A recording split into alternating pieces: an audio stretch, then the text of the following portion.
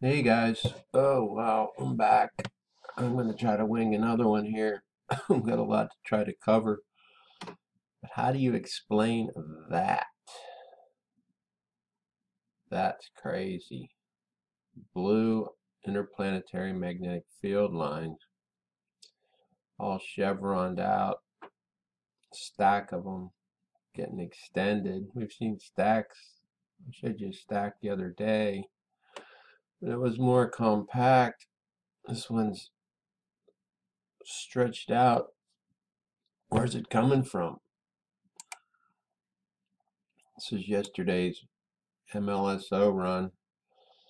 It's like 96 frames. Looks like it's about almost an 8-hour run. I mean, all these IMF blue field lines in front of the planet gotta be coming from some of these objects.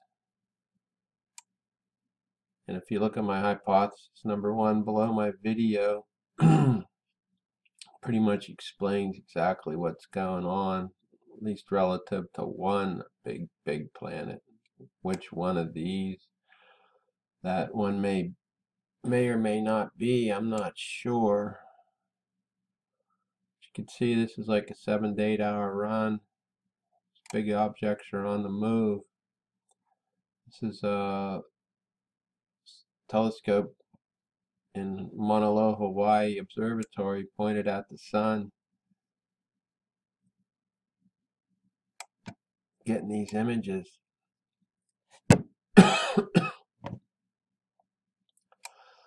So anyway, let's look at this again.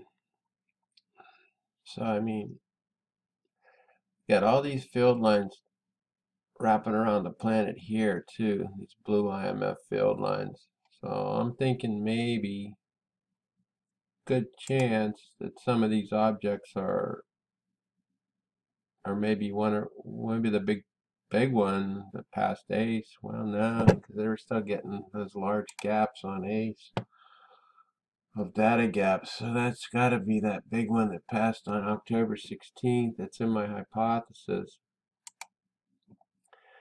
But anyway, we got some crazy looking interplanetary magnetic field lines showing up in that shot. Step it through real quick. That was at 1943 UTC today. So that was around 2:43. You can see we still got quite a bit of stuff out here trying to make its presence known.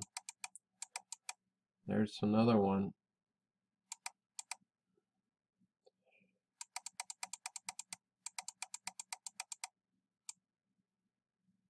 So let's go look at that.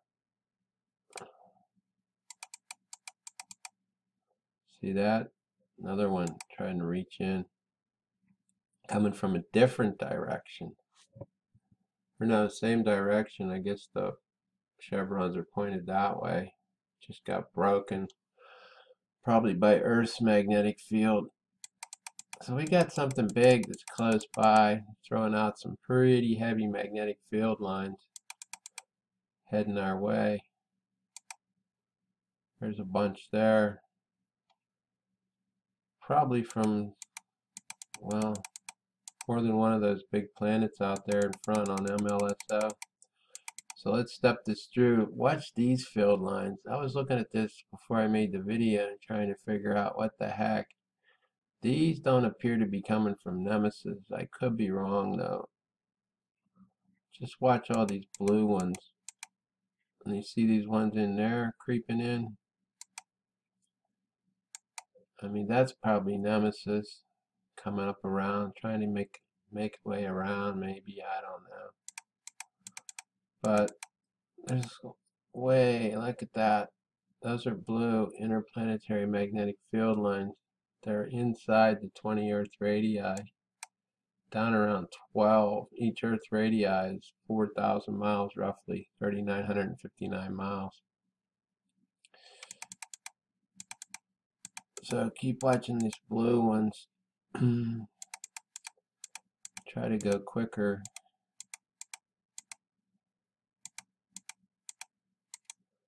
I mean, we are surrounded by objects that are putting out interplanetary magnetic field lines. Earth's pretty much surrounded. Whether these are coming from Nemesis or not, I'm not sure, but look at that.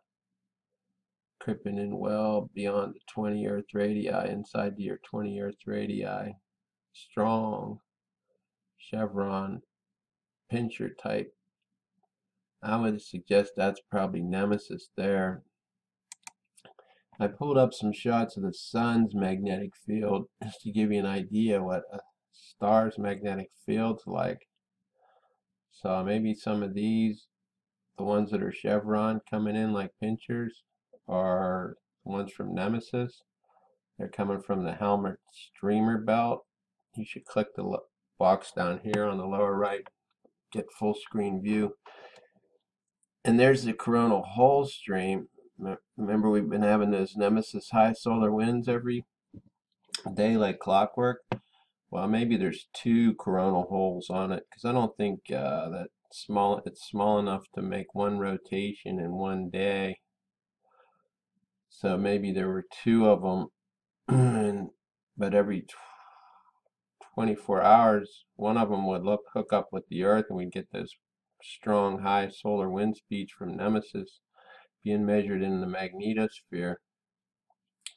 But obviously, a lot of these, and this is from a top-down view of our sun, shows what the magnetic field lines would be looking like. And here's the ones coming out at the caps. So maybe some of these ones that aren't as well defined, that are just floating through, those could be some of the ones coming from one of the polar caps, or both polar cap from Nemesis. I don't know. Look at all the plasma building up, and we're going to see a bunch of it building up in front of the planet here in a minute. I'm stepping this backwards, so this is in reverse motion here. Earth's been hanging in there pretty good. All these polar cap field lines are looking pretty strong. They're closing off, and we're expelling plasma as needed. When they turn red, they close. Still stepping it backward. I think we're gaining extra strength too whenever this is open in front. We're pulling some kind of, we've got some kind of a direct, maybe magnetic connection with some of these big planets, and we're maybe pulling some electromagnetic strength. It seems like these polar cap field lines get darker whenever this thing's open in the front. So let me just pull this through. See, look at this. I mean, that's got to be Nemesis. That's all I can figure. So before I run out of time, let me just pull this through. Just watch all the blue field lines, front and back and all around the planet. And you can see they stack up in front quite a bit. So we're definitely in the middle of a hugely complicated interplanetary magnetic field. So I tried to pull up some stuff to try to figure out what the heck, but there's no way I'm going to. But I thought this was interesting. This is an abstract. The environment surrounding a planet is composed of plasma, ionized gases, and a neutral atmosphere that are continuously under the influence of solar effects. Now, this isn't just a normal situation, and we're obviously far beyond normal right now. So just imagine the extra complexity, the complex dynamical interactions among these media and the generated electric fields create complicated, interrelated current systems in the magnetosphere, ionosphere, and atmosphere of the planets. Well, we got a ton of planets out here.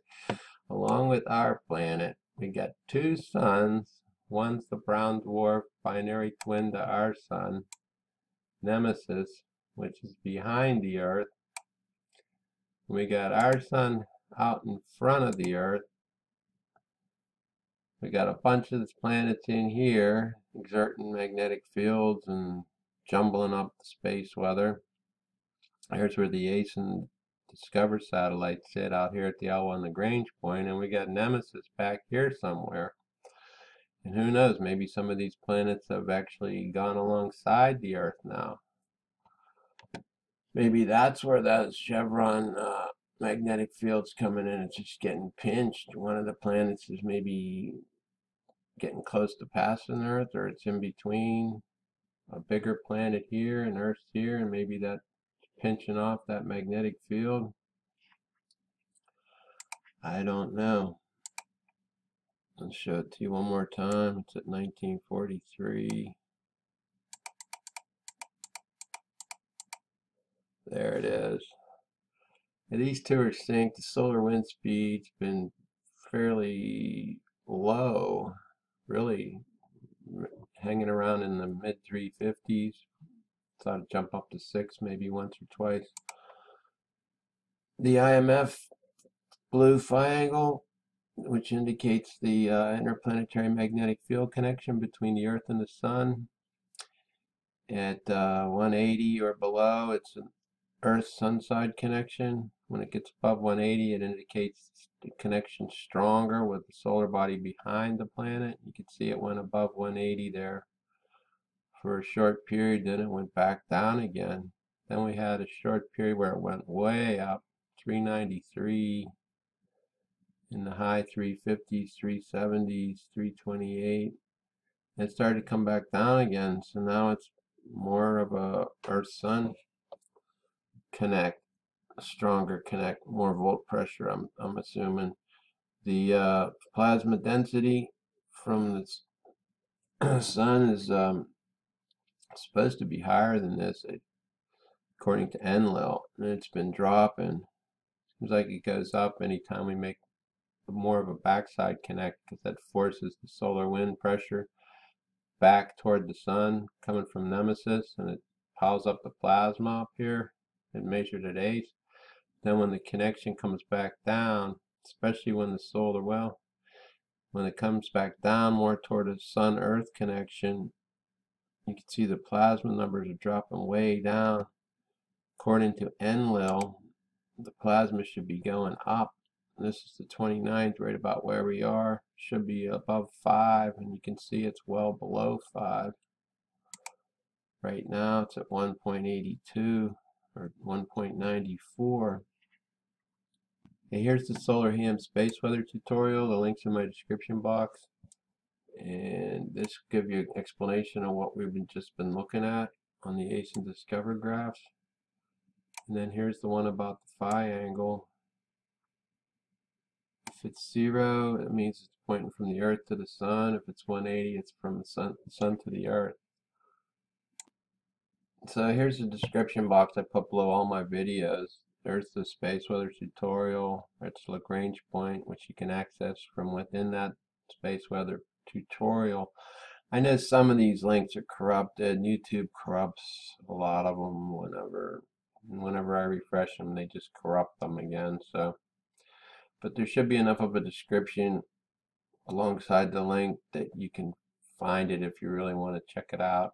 All this stuff I put under here is well worth looking at. This one is pretty much, that's really no longer available. It's been offline. That's when we had the big solar eclipse there.